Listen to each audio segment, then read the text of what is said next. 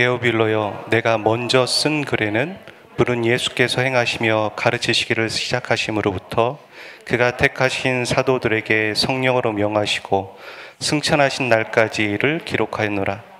그가 고난받으신 후에 또한 그들에게 확실한 많은 증거로 친히 살아계심을 나타내사 40일 동안 그들에게 보이시며 하나님 나라의 일을 말씀하시니라. 사도와 함께 모이사 그들에게 분부하여 이르시되 예루살렘을 떠나지 말고 내게서 들은 바 아버지께서 약속하신 것을 기다리라. 요한은 물로 침례를 베풀었으나 너희는 몇 날이 못되어 성령으로 침례를 받으리라 하셨느니라. 그들이 모였을 때 예수께서 여쭈어 이르되 주께서 이스라엘 나라를 회복하심이 이때이니까 하니 이르시되 때와 시기는 아버지께서 자기의 권한에 두셨으니 너희가 알 바 아니요 오직 성령이 너희에게 임하시면 너희가 권능을 받고 예루살렘과 온 유대와 사마리아와 땅끝까지 이르러 내 증인이 되리라 하시니라. 아멘. 오늘부터 사도행전 강해를 시작하려고 합니다. 길었던 로마서 강해를 끝내고 사도행전 강해를 하려고 합니다. 마침 오늘이 제가 보니까 교회력으로 봤을 때 성령 강림 주일입니다. 우리가 오순절이라고 얘기하죠. 설교를 준비하면서 사도행전과 관련된 여러 책들을 좀 틈틈이 읽었습니다. 허락된 시간 말고 누구를 기다려야 된다, 그렇게 짜투리 시간이 남을 때, 또 운전하다가도 잠깐 멈췄을 때, 저희 가족들이 알아요. 그게 집중이 되냐고 그렇게 얘기를 하는데, 대단하다고 얘기하는데 비아냥거리는 건 아니고 참 대단하다고 얘기를 하는 얘기였습니다. 그러면서 하나님이 나와 우리 공동체에 말씀하시는 말씀은 무엇일까 계속 생각해 보았습니다. 중간에 사도행전이 아니라 다른 것을 해야겠다, 이렇게 다른 것에 눈을 돌렸을 때도 여전히 돌아오는 것은 사도행전이구나 라는 생각이 들었습니다. 사도행전이어야만 하는 이유가 있는 것 같습니다. 함께 저와 여러분이 살펴보았으면 좋겠습니다. 오늘 본문의 1절에 보면 이 데오빌로가 나오고 있고, 그리고 내가 먼저 쓴 글에는 이런 얘기가 나옵니다. 사도행전의 저자는 누가입니다. 이 누가가 먼저 쓴 글이 누가복음이고 다음 편지가 바로 사도행전입니다. 이 데오빌로라는 말은 하나님을 사랑하는 자, 이런 뜻을 갖고 있습니다.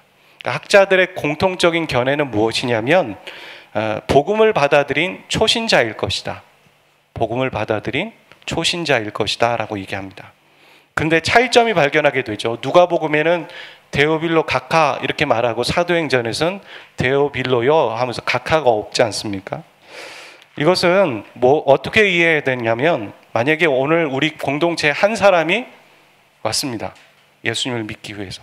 그럼 그 사람에게 처음에는 좀 낯설죠. 서먹서먹하고 누구누구 씨, 누구누구 형제님 이렇게 얘기할 겁니다. 하지만 그 사람이 복음을 받아들이고 우리의 한 공동체의 일원이 되었다라고 얘기할 때는 그거보다는 좀 더 좀 낮춰서 편하게 부를 겁니다. 누구 형제, 누구 어떤 사람 이렇게 말하는 것처럼 복음을 처음 받아들였을 때는 데오빌로 각하라고 말하지만 시간이 지나고 사도행전에서는 이 사람을 공동체의 한 형제로서 생각하면서 데오빌로요 이렇게 호칭이 바뀌어지는 것입니다. 이렇게 사도행전은 데오빌로와 같은 신앙을 받아들인 초신자들에게 쓴 겁니다. 그리고 신앙의 성장과 성숙을 위해 이 편지를 썼습니다. 오늘 저와 여러분의 신앙의 성장과 성숙을 위해 하나님이 이 사도행전을 우리에게 읽게 하시고 설교하시고 듣게 하신다라는 것입니다. 여러분, 우리에게 어떤 신앙의 성장과 성숙이 있어야 할까요? 우리가 인생의 나이에 20살이다, 40살이다, 50살이다 이렇게 말할 수 있지만 하나님 앞에서는 어떨지 모릅니다. 하나님 앞에서는 그 사람이 나이가 50살이고 60살이라도 하나님 앞에서는 20살일 수도 있습니다. 이렇게 영적인 나이가 다 다른 것인데 우리 안에서 신앙의 성장과 성숙이라는 게 필요하다는 것이죠. 저는 저희 공동체 안에서 중요한 결정과 기로에 서 있는 사람들이 참 많다라고 생각합니다. 진로에 대한 부분들, 비전에 대한 부분들, 그리고 또한 결혼에 대한 부분들. 그 젊은 청년들뿐만 아니라 청년과 상관없는 이미 결혼한 사람들 안에도 그런 중요한 진로와 방향을 결정해야 되는 그런 시기에 놓여 있다라고 생각합니다. 그런 가운데 우리가 어떤 선택을 해야 할까요? 그것은 바로 신앙의 성장과 성숙에 의한 선택이 되어야 합니다. 이전에는 어땠는지 모르겠지만 지금은, 그리고 앞으로의 선택은 더 성숙하고 더 하나님이 기뻐하시는 선택을 위해 우리는 신앙의 성장과 성숙이 있어야 한다는 것이죠. 또한 동시에 교회의 선택과 방향이 있어야겠죠. 교회도 성장합니다. 그 교회가 앞으로 어떤 선택을 하고 어떤 방향으로 하나님이 인도하신 대로 나가야 하는가, 이 두 가지는 각각이 아니라 연결되어져 있습니다. 개인의 선택과 공동체의 성장, 공동체의 선택은 같이 연결되어 있는 것입니다. 우리가 사도행전을 묵상하고 또 읽고 설교에 마쳤을 때 저와 여러분 안에 정말 귀하고 아름답고 훌륭한 선택들이 있으시기를 주의 이름으로 축복합니다. 비전이 보이지 않았던 사람이 이 말씀을 마쳤을 때, 아, 나를 향한 하나님의 비전은 이것이구나, 또 얻게 되고 깨닫게 되시기를 주의 이름으로 축복합니다. 교회가 또 이 세상에 한 사람 한 사람이 어떤 방향으로 나가야 될지 몰라 할 때 빛이 보이고, 그 빛이 세상의 빛이 아니라 하나님이 저와 여러분에게 보여주시는 그런 선하고 아름다운 빛이 되어서 그 빛을 향해 선택하고 믿음의 도전을 할 수 있으시기를 주의 이름으로 축복드립니다. 이 책을 사도행전이라고 말하지만 12사도 모두의 이야기가 나오지 않습니다. 여러분 아셨을 겁니다. 12사도 모두에 대한 행적이 나오지 않습니다. 전반부에는 주로 베드로에 대한 이야기가 나오고요. 그리고 중간에는 사도도 아닌 빌립이나 스데반의 이야기가 나옵니다. 그리고 후반에는 바울에 대한 얘기가 나옵니다. 그리고 어떤 사람들은 이 사도행전을 성령 행전이다 이렇게 말하는 사람도 있습니다. 들어보셨을 겁니다. 성령께서 하시는 일들이 나와 있기 때문입니다. 그런데 성령께서 하시는 일은 무엇일까요? 여러분, 성령께서 하시는 일이 무엇이라고 생각하십니까? 우리가 성경에서 성령은 그리스도의 영이라고 얘기합니다. 그리스도의 영. 그러니까 한마디로 성령님은 예수님을 증거하는 일을 하시는 겁니다. 그러니까 어떤 영혼이 복음을 들을 때 성령의 역사가 있지 않고서는 복음을 깨닫지 못합니다. 저와 여러분이 복음을 듣고 예수님을 주로 고백하셨습니까? 그건 당연한 게 아니라 우리 안에 성령께서 일하셨다는 겁니다. 그 증거라는 것이죠. 그래서 우리가 복음을 전할 때, 또 나의 부모와 가족들에게 복음을 전하려고 할 때 반드시 성령의 도우심을 구하지 않고서는 전할 수 없는 것입니다. 우리는 사도행전을 읽으면서 사도들이 무슨 일을 했나에 초점을 맞추거나 혹은 성령님이 무슨 일을 했나에 초점을 맞추려고 하죠. 그렇지 않습니까? 아, 어떤 일이 일어났구나, 성령이 이런 일을 했구나, 그렇게 본다면 하나님이 이 누가를 통하여서 말씀하시고자 하는 의도에서 좀 빗나가는 것입니다. 그게 아니라 사도행전의 누가는 어떤 걸 쓰기를 원했냐면 복음이 어디로 가려 하는지에 대해서 관심이 있었습니다. 복음이 예루살렘으로 갑니까? 그럼 예루살렘에 대한 이야기를 씁니다. 복음이 스데반에게 갑니까? 그럼 스데반에 대한 이야기를 쓰는 것이고, 복음이 저 로마를 가려고 합니까? 그 로마에 대한 이야기를 쓰면서 자연스럽게 바울이 나온 것뿐입니다. 복음이 발이 달린 게 아니죠. 복음은 사람이 아니지 않습니까? 그게 아니라 복음의 핵심은 무엇입니까? 예수 그리스도이십니다. 그래서 복음은 다른 말로 예수 그리스도라고 바꿀 수 있는 것입니다. 그러니까 지금 정리해 보면 저자 누가는 예수님이 지금 어느 지역으로 향하고 있는가, 혹은 예수님이 지금 어떤 사람에게 가고 있는지, 그 예수님을 주어로 삼고 마치 옆에 있는 그분과 함께 여행을 하면서 그분의 관심이 가 있는 사람과 지역들에 벌어지는 일을 쓴 것이 사도행전입니다. 우리는 보통 우리의 관심에 맞게, 우리의 구미에 맞게 어떤 일들을 선택합니다. 그렇지 않습니까? 짜장면 먹고 짬뽕 먹는 거 말고요. 우리의 중요한 길들을 선택해 나아갈 때 보면 우리의 관심과 우리가 어떤 사람에게 가 있는지, 우리가 어떤 것을 좋아하는지, 우리가 어떤 것을 하기를 원하는지, 우리가 어떤 가치를 가지고 살아야 하는지 그런 것에 맞춰져 있죠. 하지만 누가는 예수님이 어디에 가기를 원하시는지, 예수님이 무엇을 기뻐하시는지, 예수님이 누구에 대해서 관심이 있으신지 그것에 관심을 맞춰서 써 내려갔다라는 것입니다. 오늘 저와 여러분의 인생사도 그렇게 되시기를 축복합니다. 주님이 나를 어디에 가게 하시는지, 주님이 어디에 있기를 원하시며, 주님이 어떤 사람과 만나기를 원하시는지, 또 주님이 어떤 일을 하기 원하시는지 거기에 맞춰서 우리의 인생의 운전대를 맡기실 수 있으시기를 주의 이름으로 축복합니다. 이제 제자들에게 좀 초점을 맞춰보려고 합니다. 제자들은 어떤 사람입니까? 예루살렘에서 예수님이 죽는 걸 보았습니다. 근데 그 죽는 걸 보고 그들은 부인했습니다. 그리고 배신하며 다 도망갔습니다. 제자들이 예수님을 쫓아다닌 이유가 있습니다. 그건 뭐냐면 예수님이 나중에 유대인의 왕이 되셨을 때 나도 거기에 한 자리 하겠지, 이런 생각으로 다 쫓아다닌 겁니다. 이렇게 제자들은 예수님을 정치적인 메시아로 생각했습니다. 이스라엘이라는 한민족을 구원하는 정치적인 메시아. 그런데 예수님은 이스라엘뿐만 아니라 모든 민족을 구원하는 영적 메시아, 영적인 왕으로 오신 거죠. 그러니까 서로의 가치와 초점이 안 맞으니까 복음서에 보면 계속 동문서답합니다. 예수님은 A라고 얘기하는데 제자들은 B라고 얘기하고, 그렇게 다른 소리를 계속 하고 있는 것입니다. 이렇게 같이 3년을 살고 같이 밥 먹고 같이 지냈는데도 서로의 가치와 초점이 다르면 다른 말을 하는 겁니다. 우리도 똑같습니다. 같이 살고 있지만, 또 같이 눈을 마주치지만, 같은 공동체에 있지만 가치가 다르면, 기준이 다르면 다른 얘기하는 겁니다. 다른 소리 하는 겁니다. 여러분, 우리가 가정의 천국을 이루고 가정의 믿음의 공동체를 이루기 원하는 그런 욕구와 갈망이 이런 것입니다. 한 사람이 복음을 듣고 또 설교를 듣고 하나님의 말씀을 듣고 성령 충만하여서 집에 갔지만 믿지 않는 배우자가 있었을 때 같이 그 얘기를 못하는 거죠. 거기서 오는 결핍, 우리는 그걸 이해할 수 있어야 됩니다. 공감할 수 있어야 됩니다. 같은 공동체에 있는데도 다른 기준, 복음이 아닌, 예수님이 아닌 다른 기준으로 거기서 있다면 거기에는 어찌 보면 그 사람은 암세포와 같은 사람이 될 수도 있습니다. 교회는 예수 그리스도 복음 안에서 한 기준으로 모이기 때문입니다. 이렇게 보면 믿었던 스승이 죽었을 때 여러분, 제자들은 어떤 마음을 갖고 있었을까요? 정말 허탈했을 겁니다. 허망했을 것입니다. 죽지 말라고 베드로가 또 그렇게 얘기하지 않습니까?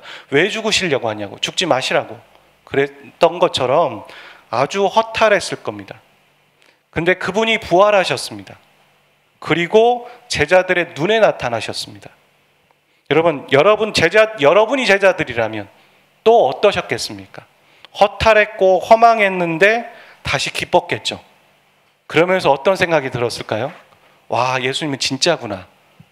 정치적인 메시아가 아니었구나 라고 생각했었으면 참 좋았겠지만 여전히 그들은 이스라엘 한민족의 정치적인 메시아로만 예수님을 생각한 겁니다.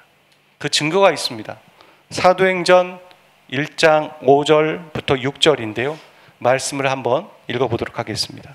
시작. 요한은 물로 침례를 베풀었으나 너희는 몇 날이 못되어 성령으로 침례를 받으리라 하셨느니라. 그들이 모였을 때 예수께서 여쭈어 이르되 주께서 이스라엘 나라를 회복하심이 이때니까 하니. 여러분, 여기 이스라엘 나라를 회복한다라는 얘기가 나옵니다. 제자들이 입에서 나온 말입니다. 그러니까 부활하신 예수님이 너희들 성령으로 침례를 받을 거야 말했을 때 제자들은 이스라엘 나라를 회복하심이 이때니까 하면서 여전히 예수님을 한 나라, 한 민족의 정치적인 메시아로 생각하고 있었던 겁니다. 그러니까 제자들의 관심은 이스라엘 나라의 회복이지만 예수님의 관심은 어떤 것입니까? 하나님 나라의 회복입니다. 제자들은 자신의 민족, 내 부모, 나에게 관심이 있었을 때 예수님은 하나님 나라에 대한 관심이 있었다는 것이죠. 여러분 마태복음 6장 31절과 33절에 그러죠. 너희는 먼저 그의 나라와 의를 구하라. 그리하면 이 모든 것을 너에게 더하시리라. 우리가 필요한 게 무엇인지 주님은 모르시지 않습니다. 알고 계십니다. 하지만 우리가 주님을 위해 살면 주님은 우리를 위해 사신다고 말씀하시는 약속입니다. 우리가 있는 곳에서 그러죠. 나는 내 안위를 생각하고 내 진로를 생각하고 내 미래를 걱정합니다. 그리고 나의 나라를 이루려고 합니다. 그럴 때 주님은 우리에게 뭐라고 얘기하시는 줄 아십니까? 주님은 우리를 통해 그곳에서 하나님의 나라를 이루기 원하신다고 얘기하는 거죠. 여러분, 여러분의 직장에 돈 벌러 가셨습니까?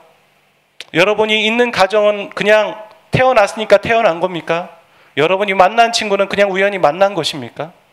여러분이 가정을 이루려고 하는 것도 때가 됐으니까 가정을 이루는 것입니까?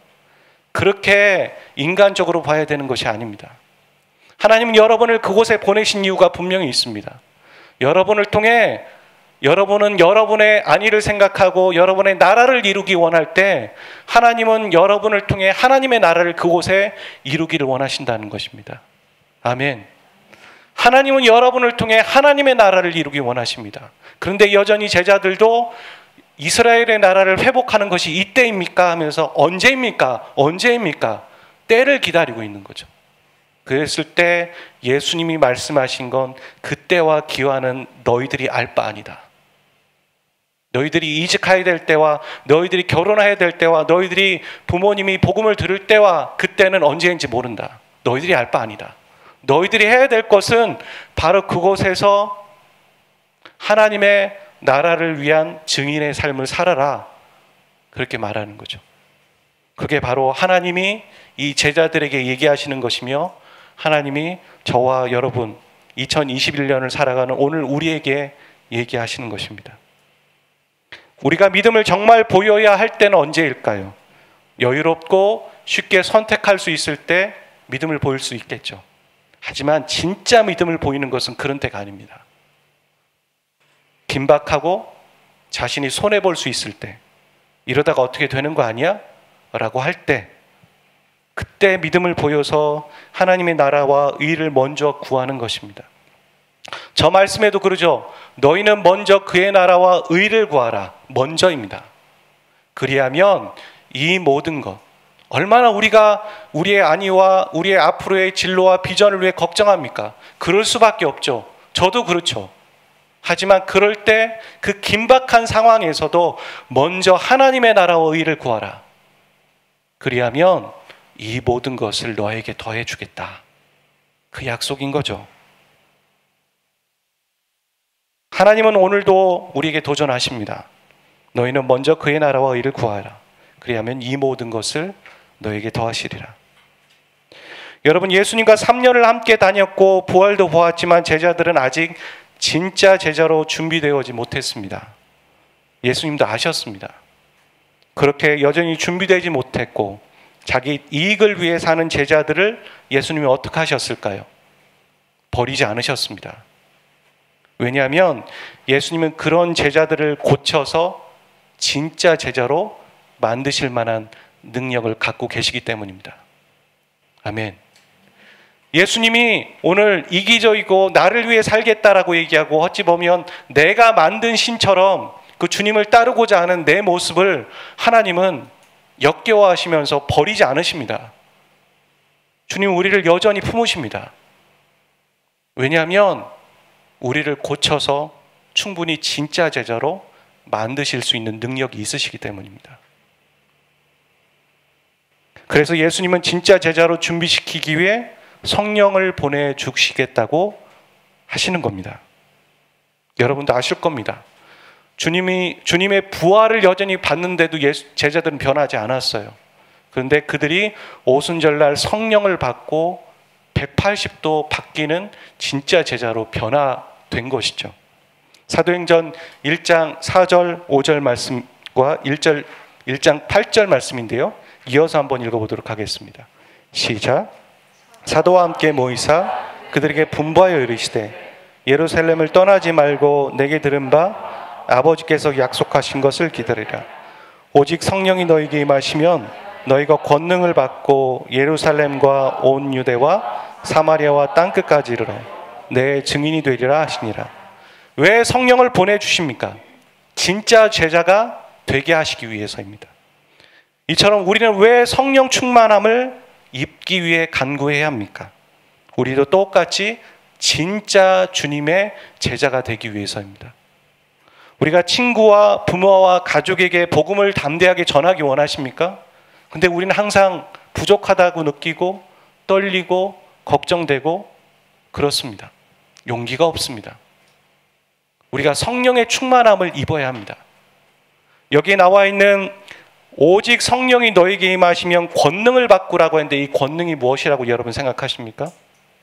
우리는 생각하기에 귀신을 떠내보내고 안진뱅이를 일으키고 이런 권능이라고 생각하는데 이미 예수님이 죽기 전에 제자들에게 예수님은 그런 권능을 허락해 주시고 전도하게 파송하셨습니다. 이 권능은 그런 권능이 아닙니다. 이 권능은 예수님을 담대하게 전하는 그런 권능입니다. 증인되어지는 권능이고 담대함이고 용기입니다. 성령이 그렇게 우리에게 그걸 하신다는 거죠. 그렇게 복음을 전할 때 기적이 일어나는 것은 어찌 보면 주님의 주권 아래 있는 겁니다. 기적이 일어날 수도 있고 안 일어날 수도 있고. 여러분, 그리스도인을 질타하는 사회의 소리가 너무 높습니다. 어제 한 형제와 이런저런 주고받는 얘기를 하면서 그런 얘기를 했습니다. 예전보다 지금 더 그리스도인들에 대한 안 좋은 인식을 훨씬 많이 갖고 있다고. 다른 종교는 그렇지 않은데 변하지 않았는데 오히려 기독교인들에 대한 안 좋은 인식은 더 높아졌다고. 맞습니다. 그거를 피부로 느낍니다.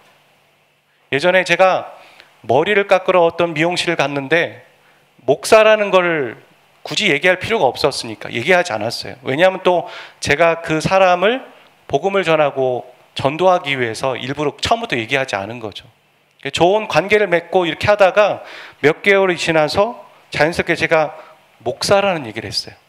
그랬더니 그분의 입이 딱 닫혀지는 겁니다. 뭔가 벽이 생기는 게 느껴지는 거예요. 그게 뭐냐면 그분이 그 전에 기독교에 대해서 혹은 크리스찬들에 대해서 좋은 인상을 갖고 있었다면, 목사에 대해서 좋은 인상을 갖고 있었다면 그러지 않았겠죠. 하지만 안 좋은 인상을 갖고 있기 때문에 그런 어떤 선입견에서 입을 닫는 겁니다. 이런 상황에 우리가 놓여 있을 때 우리가 어떻게 믿음으로 산다라고 얘기하고 말씀대로 산다라고 하고 내가 예배드리러 간다라고 얘기할 수 있을까요? 용기가 안 나겠죠. 눈치가 보이겠죠. 주눅이 들겠죠. 그럴 때 우리에게 성령 충만함을 입어야 한다는 겁니다. 믿음으로 살기 위해서, 말씀으로 살기 위해서, 기도의 삶을 살기 위해서, 예배를 드리기 위해서 우리는 성령 충만을 입어야 된다는 것입니다. 예수님은 분명 십자가에 죽기 전에도 성령을 보내주시겠다고 하셨죠. 요한복음에 많이 그 얘기가 나오지 않습니까? 그리고 승천하시기 전에 오늘 이 말씀에서도 성령을 보내줄 테니까 이런 얘기를 하고 있죠. 그러니까 그래서 오늘 말씀에 약속하신이라고 하지 않습니까? 약속하신 성령.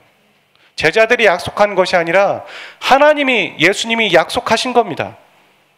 이미 약속된 성령이지만 제자들이 그 성령을 받기 위해 어떻게 해야 되는, 가만히 있어야 되는 게 아니었습니다. 오늘 말씀해 보면 하나님이 우리에게 하신 약속의 말씀이 있으십니까? 그렇다면 여러분 그것이 그대로 이루어질 걸 생각하고 가만히 있는 게 아니라는 겁니다. 뭔가 믿음의 준비와 행동은 하고 있어야 된다는 거죠. 왜냐하면 하나님은 우리의 믿음이라는 재료를 가지고 일하시기 때문입니다. 하나님은 혼자 일하지 않으십니다. 하나님은 혼자 일하지 않기로 결정하셨습니다. 그래서 하나님의 사람과 믿음의 동역자와 함께 일하기로 결정하셨습니다. 그래서 우리가 그분과 함께 동행하려면 믿음이라는 게 필요한 겁니다. 사복음서에서도 보면 네가 믿느냐 먼저 물으시고 예수님이 고치십니다. 그 안에 믿음이 있는지를 보시는 거죠. 그리고 예수님의 고향에서 특별한 일을 할 수 없었다라고 얘기할 때 그 예수님에 대한 믿음이 없었던 거죠. 이런 것처럼 우리 안에 믿음이라는 게 필요한 겁니다. 사도행전의 제자들이 이 믿음의 행동을 했습니다. 성령을 보내주겠다, 약속하신 성령을 보내주겠다라고 했을 때 제자들이 가만히 있었던 것이 아니라 크게 세 가지의 행동들을 했습니다. 첫 번째는 예루살렘을 떠나지 않는 거였습니다. 여러분, 제가 책을 읽다 보니까 제자들에게 예루살렘은 어떤 곳인지 알겠더라고요. 여러분, 그냥 우리는 예루살렘 그렇게 생각하잖아요. 제자들에게 예루살렘은 가장 안 좋은 곳입니다. 여러분, 우리도 그렇죠. 어떤 사람과 오랜 인연을 맺었을 때, 어떤 공동체와 오랜 인연을 맺었을 때 유종애미라는 게 있습니다. 유종애미 아시죠? 그게 왜 중요하냐면 그 사람에게 처음에 잘했던 것보다 마지막에 뭐 이렇게 이상하게 하고 가면은 그 사람에 대한 인식은 마지막에 인식이 남는 거죠. 그렇잖아요? 이런 것처럼 제자들에게 예루살렘은 마지막 인식은 예수님이 죽은 거고, 본인들은 배반한 거고, 베드로는 부인했으며 도망간 거죠. 실패의 장소가 바로 예루살렘이에요. 실패, 어둠, 암울함, 절망, 그런 곳이 예루살렘이에요. 그런데 예수님은 다시 그 예루살렘으로 가라라고 얘기하는 거죠. 지금 도망쳐서 갈릴리에 와 있잖아요. 여러 사람들 뿔뿔이 흩어졌고, 그런데 다시 예루살렘으로 가라라고 얘기하는 거죠. 왜 예루살렘일까요? 그 이유는 예수님의 아까 말씀드린 눈과 마음이 예루살렘에 있기 때문입니다. 예수님의 마음이 거기에 있어요. 예수님의 눈이 거기 있어요. 그러면 우리는 우리에게 절망이고 안 좋은 곳이라도 가야 한다는 것입니다. 주님은 예루살렘이 먼저 복음화돼서 유대인이 복음화되고 그 다음에 이방인이 복음화되는 계획을 갖고 계셨기 때문에 예루살렘이었던 거예요. 여러분에게 예루살렘은 어디이십니까? 하나님께 한번 물어보십시오.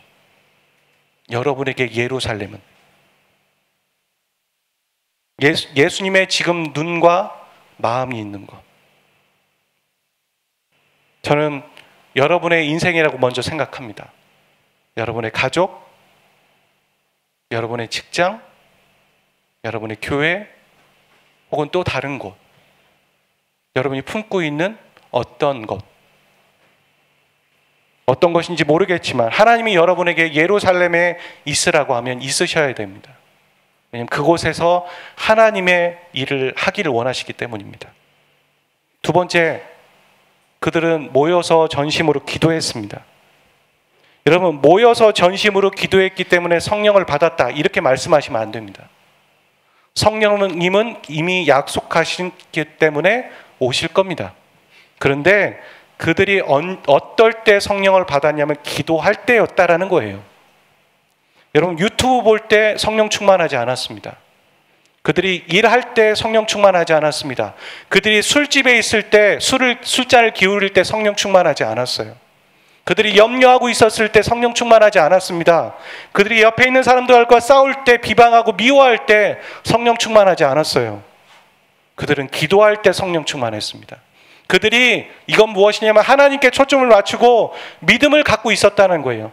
약속하신 성령께서 오신다고, 나에게 성령의 충만함을 허락하시겠다고, 그래 내가 그분께 채널을 맞추고 그분께 열려 있어야겠다, 이렇게 말할 때, 그렇게 행동하고 믿음으로 보일 때 성령의 충만함이 있었다라는 거예요. 지난 금요일 예배 드릴 때 못 보던 형제가 와서 기도했습니다. 참 감사하고 귀했습니다. 자신의 인생 가운데 중요한 결정을 해나갈 때 기도를 먼저 하는 것입니다. 너무 귀했습니다. 여러분, 이런 것입니다. 우리가 어떤 중요한 결정을 해나갈 때 무엇이 앞서가 있으십니까? 누가 복음에서 누가는 예수님이 앞서가 있었습니다. 예수님이 계신 곳에 내가 있기를 원했고, 예수님이 마음이 있는 곳에 내가 가 있기를 원했고, 예수님이 가 있는 곳에, 사람이 있는 곳에 내가 그 사람과 함께 있기를 원했습니다. 그런 것처럼 우리는 기도로 나가야 됩니다. 우리 인생의 이성과 합리와 계획이 아니라 하나님의 계획과 하나님의 꿈과 하나님의 마음이 앞서가 있어야 됩니다. 말씀이 우리를 이끌어가는 인생, 하나님의 성령이 우리를 이끌어가는 인생 되시기를 바랍니다. 마지막 세 번째, 제자들 중에 한 명을 더 필요로 했습니다. 11명이었던 제자 안에서 마띠아를 세우고 제비를 뽑고 제자들을 세웠습니다. 이것은 저는 영적인 준비라고 생각합니다. 아무것도 아닌 것 같죠. 한 명을 더 채우는 게, 한 명을 더 채워야 되나? 11명이어도 되지 않을까? 이렇게 생각할 수 있죠. 그 당시에는. 하지만 이것이 구약의 12지파인 것처럼 신약의 12제자지 않습니까? 예수님이 라임을 맞춘 것처럼 필요했던 겁니다. 채워졌을 때, 기도하고 있을 때, 예루살렘에 떠나지 않았을 때 약속하신 성령이 그제서야 임하신 겁니다. 오순절날. 사랑하는 저와 여러분, 우리는 믿음의 행동을 해야 합니다. 주님께서 다 허락하셨고 하나님의 제자이고 믿음으로 살 수 있다라고 얘기하고 다 성경에 쓰여 있지만 거기에서 그래 그렇게 될 거야가 아니라 이미 하나님이 우리에게 약속하신 말씀이 있다 할지라도 그것이 이루어지기 위해서는 하나님은 우리의 믿음의 재료를 쓰신다는 겁니다. 내가 믿음으로 서 있어야 될 게 있을 겁니다. 분명히 11제자에서 12를 채우듯 영적인 무엇인가 준비해야 될 것입니다. 우리가 아이를 임신하려면요, 여성들도 그 임신을 위해서 뭘 준비합니까? 엽산을 먹거나 자신의 체력을 준비합니다. 똑같습니다. 우리가 성령의 충만함과 성령께서 우리를 통해 일하시기 위해 준비해야 될 것이 무엇인가 있다라는 겁니다. 여러분, 하나님 옆에 기도해 보십시오. 여러분, 영적인 준비가 반드시 필요할 겁니다. 그리고 하나님 옆에 기도로 먼저 나가야 됩니다. 그리고 그곳을 떠나지 않으셔야 될 겁니다. 아마 하나님의 마음이 어디에 있는지 하나님의 마음을 구하십시오. 하나님의 시선이 어디에 있고 하나님이 이제 어디를 가기 원하시는지. 대전이 아니라 너는 이제 서울로 가. 그럼 가야 되는 거죠. 저 청주로 가. 그럼 청주로 가는 거고, 제주도로 가. 그럼 제주도로 가는 거죠. 하지만 대전에 있어. 그럼 대전에 있는 거죠. 하나님이 어디로 가든 그곳을 가는 저와 여러분 되시기를 주의 이름으로 축복합니다.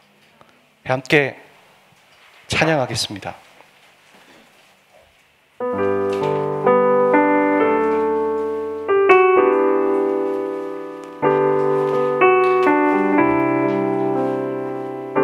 계시록 말씀에 보면 14장 4절에 이런 말씀이 있습니다. 이 사람들은 여자와 더불어 더럽히지 아니하고 순결한 자라.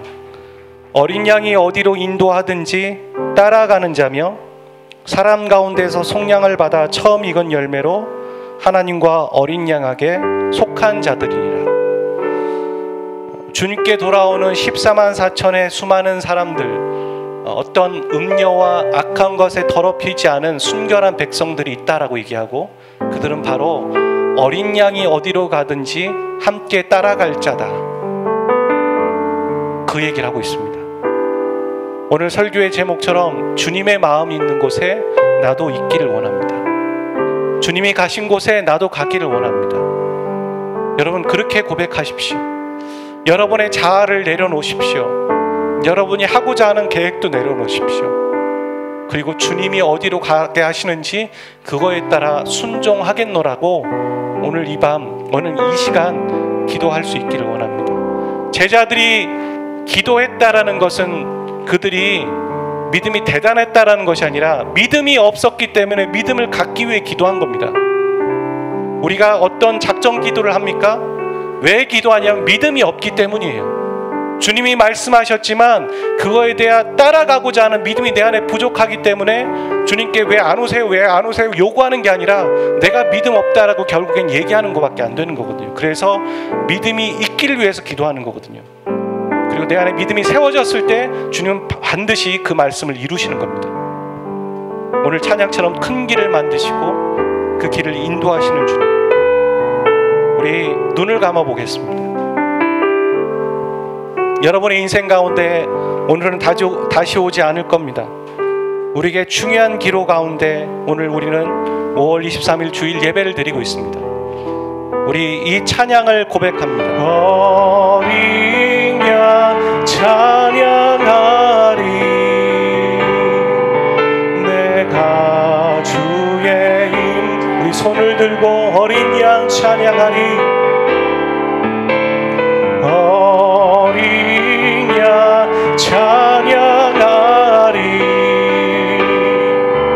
내 평생 그 하나로 충분해요. 어린 양 찬양하리, 내 올려 주님 앞에 찬양합니다. 어린 양 찬양하리. 어린 양 찬양하리.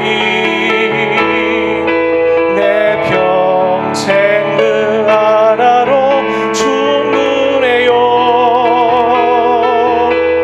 어린 양 찬양하리. 내가 주의 임재 안에서 어린 양 찬양하리. 어린 양 찬양하리. 내 평생 그 하나로 충분해요. 손 들고 어린 양 찬양하리. 주님의 보좌에 손 들고 주님을 찬양합니다. 어린 양 어디로 가든 내가 그대로만 가겠습니다. 어린 양 찬양하리. 어린 양 찬양하리. 내 평생 그 하나로 충분해요. 어린 양 찬양하리. 우리 다시 한번 믿음으로 고백합니다. 주님은 우리와 함께 하십니다. 어린 양 찬양하리. 어린 양 찬양하리. 내 평생 그 하나로 충분해요. 어린 양 찬양하리. 내가 주의 임재 안에서.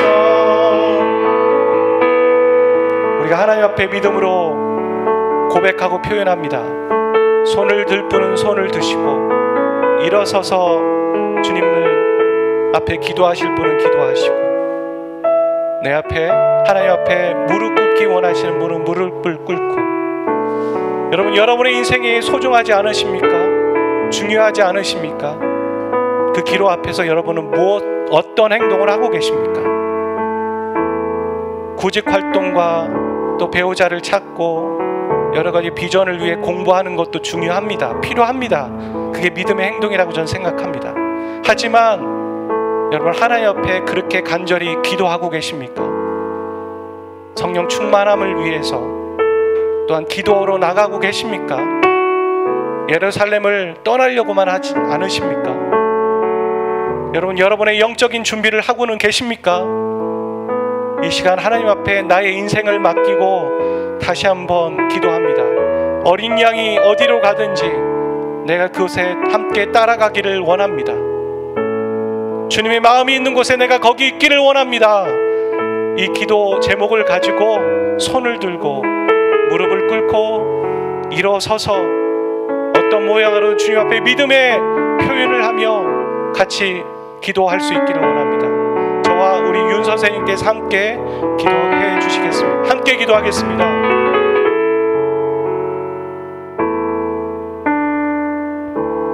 하나님, 감사합니다. 우리를 구원하시고 자녀 삼아 주셔서 감사합니다. 오늘 우리에게 하신 약속의 말씀들을 기억하고 한 주 살아갈 수 있는 힘이 되어 주시고, 여기에 믿음으로 결단하고 고백한 형제와 자매들의 그 마음들이 계속 유지될 수 있도록 그들의 삶 가운데 성령의 충만함을 허락하여 주십시오. 우리가 죄로 빠지려고 할 때, 또 이상한 생각과 결정을 하려고 할 때 그걸 돌이키는 것은 우리가 아니라 하나님의 힘이고 하나님의 어떤 하나님 능력입니다. 우리 마음 가운데 그런 선한 마음과 선하게 돌아갈 수 있는, 터날 수 있는 힘들이 우리 안에 생기기를 원하는데, 성령께서 말씀하시고 멈추게 하시고 반대로 돌이킬 수 있도록 인도하여 주시옵소서. 한 주 성령의 충만함이 무엇인지 알고 기도로 삶을 살아가고 그 안에서 하나님의 마음을 더 깊이 느끼는 우리 한 사람 한 사람 되게 도와주시옵소서. 이제는 우리 주 예수 그리스도의 은혜와 아버지 하나님의 극진하신 사랑하심과 성령님의 교통하심이 하나님의 말씀을 듣고 그렇게 살아가기로 결정하는 여기에 있는 또 이 영상으로 예배드리는 모든 예배자들 그 심령 위에 이제부터 영원까지 항상 함께 하시기를 간절히 축원하옵나이다. 아멘.